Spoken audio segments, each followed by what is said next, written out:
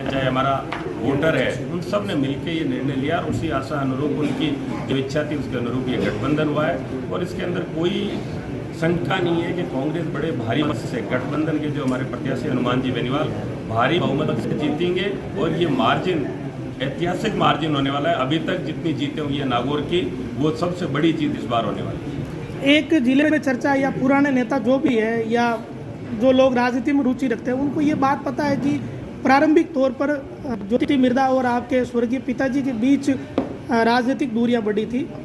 आपने खुद ने पोस्ट भी करी है कि मेरे पिताजी ने बेनीवाल के कंधे पर हाथ रखा, तो क्या वही सेम परिस्थिति अब लग रही है आपको? देखिए, एक परिस्थिति बनी उस वक्त और वो निरंतर जारी रही और उसी का नतीजा है कि ज्योति मिर्धा कांग्रेस में टिक नहीं पाई और मुझे लगता है कि वो बीजेपी में भी टिक नहीं पाएगी। उनका आचरण, उनका व्यवहार कुछ ऐसा है कि वो कहीं पे भी कार्यकर्ताओं को या जो लोग पार्टी की विचारधारा में विश्वास रखते हैं उनको साथ लेके चलने की उनकी सोच या विचार नहीं रहता है। तो नतीजा आप आने वाले दिनों में देखेंगे, इस चुनाव के दौरान भी आपको दिखाई देगा कि भाजपा के लोग भी अपने आप को उनसे पीड़ित महसूस कर रहे हैं। मेरा बहुत सारे लोगों से बातचीत होती है, वो लगातार ये बोलते हैं कि ये कैंडिडेट हमारे ऊपर थोपा गया है। तो इसी के वजह से मैं आपको ये कारण दे रहा हूँ कि आने वाले ये जो चुनाव है इसमें भारी बहुमत से, रिकॉर्ड मतों से ये चुनाव हमारे गठबंधन की जो प्रत्याशी हनुमान जी बेनीवाल जीत जाएंगे। सर, ऐसी क्या राजनीतिक लड़ाई थी जो इतनी लंबी खिंच गई, 2013-14 से शुरू हुई, जबकि कांग्रेस में ही थे सब लोग? आप तब तो लोग तमाम जो राजनीति करते हैं वो सिर्फ लोगों के लिए करते हैं, जनता की सेवा के लिए करते हैं। जो हमारी दूरियां बनी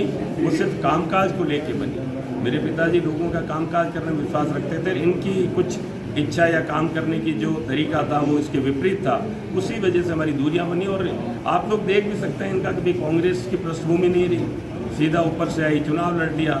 आज भी भाजपा में गई है तो कोई पृष्ठभूमि नहीं, कोई विचारधारा नहीं। ये अलग तरह के लोग हैं, ये पूंजीपति लोग हैं, इनकी राजनीति से, लोगों की सेवा से कोई सरोकार नहीं है, सिर्फ एक पद पाने की लालसा है और वो लालसा इनकी कभी पूरी नहीं होगी। आपको ये नहीं लगता कि हनुमान बेनीवाल हावी हो जाएंगे कांग्रेस पर? देखिए, हनुमान जी बेसिकली अगर आप ढंग से समझे तो कांग्रेस विचारधारा जैसे ही आदमी है। हमारी और उनकी अगर ठीक ठाक बैठती है पटरी, तो हमारी जो मेंटल वाइब्स है, हमारे सोचने का तरीका वो एक जैसा है और वो हमारे साथ चलेंगे।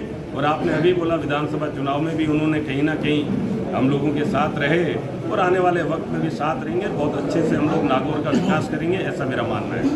अगर ये आगे गठबंधन कंटिन्यू रहता है लंबे समय तक, तो व्यक्तिगत लिहाज से हर एमएलए के हिसाब से देखें तो जिले में फिर परसेप्शन यही जाता है कि कांग्रेस को फ़ायदा होता है इन चीज़ों से।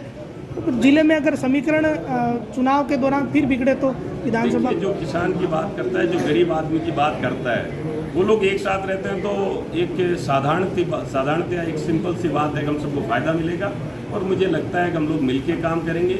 हनुमान जी की मंशा जैसी है, गरीब आदमी को काम फ़ायदा मिले, हमारी मंशा वही, तो हम मिलके काम करेंगे। किसान का फ़ायदा होगा, गरीब आदमी का फ़ायदा होगा और उसके उद्धार के लिए हम लोग जो हो सकेगा वो सारे काम करेंगे।